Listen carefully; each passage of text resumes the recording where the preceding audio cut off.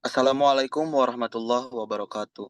Kami dari kelompok Omah yang beranggotakan saya sendiri, Faris Alfian Nugraha, dan rekan-rekan saya ada Alkan, ada Sadam, ada Valda Aurelia. Kami di sini akan mempresentasikan hasil wawancara kami dengan salah satu pemilik usaha beras terkait rantai pasoknya. Next.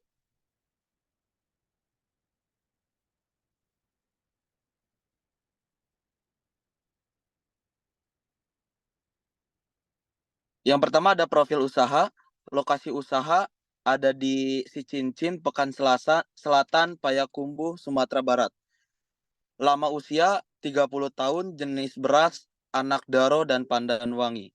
Lahan pertanian ada di lokal, ada air tabit, ada batang tabit, tiakar, dan sincin. Kalau di luar ada Bukit Tinggi, Batu Sangkar, Pasaman, dan Solok. Next.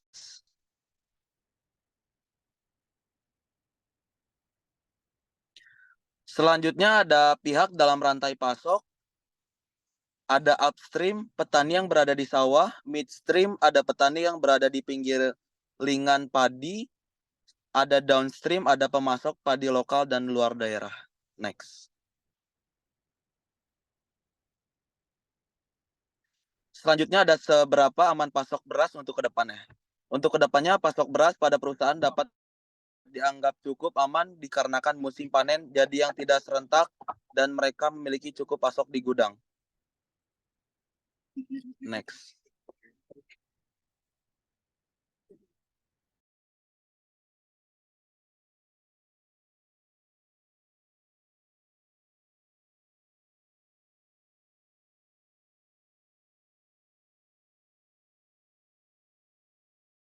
Maaf.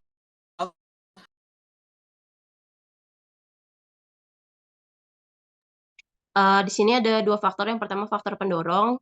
Yang pertama ada cuaca, yaitu musim hujan yang panas, secara otomatis permintaan akan banyak dan harga beras akan naik. Lalu dari lahan sendiri ada ketersediaan lahan pertanian yang memadai untuk menanam padi. Nah, faktor penghambatnya yang pertama ada wabah. Wabahnya adalah tikus. Terus ada musim di mana yaitu musim panen yang serentak mengakibatkan permintaan beras yang berkurang dan mengakibatkan turunnya harga beras. Selanjutnya ada tantangan, risiko, atau keluhan terkait pasokan beras di lokasi tersebut. Di sini keluhannya adalah sebagai pemilik usaha beras, beliau memiliki dua tantangan yang paling sering dihadapi, yaitu harga gabah yang tinggi, tidak ada standarnya, dan musim hujan berkepanjangan yang mengakibatkan gabah atau padi susah untuk dijemur dan bahkan mengalami kebusukan.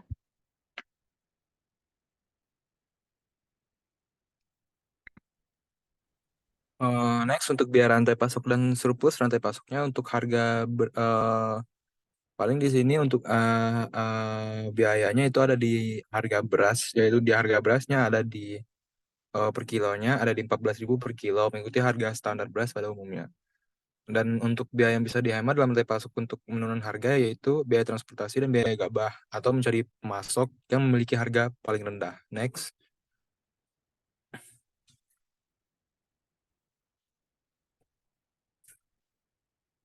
Selanjutnya ada strategi yang seharusnya dilakukan supaya tidak terjadi kelangkaan pasokan beras. Untuk mencegah terjadinya kelangkaan pasokan beras, ada beberapa strategi yang dapat dilakukan. Yang pertama yaitu mencari berbagai sumber pasokan beras, baik dalam kota maupun luar kota. Diversifikasi sumber pasokan dapat membantu mengurangi risiko kelangkaan jika terjadi masalah pada salah satu sumber pasokan.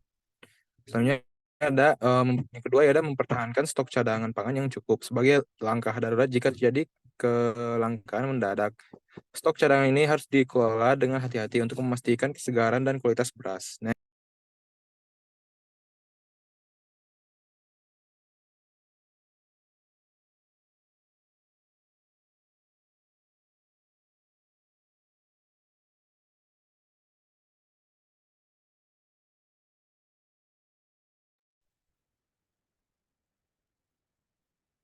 selanjutnya, cerita-cerita yang tidak diekspos media terkait pasokan beras, pertanian, distribusi, dan lainnya.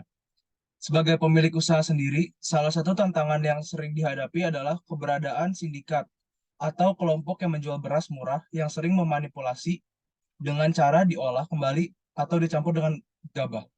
Next.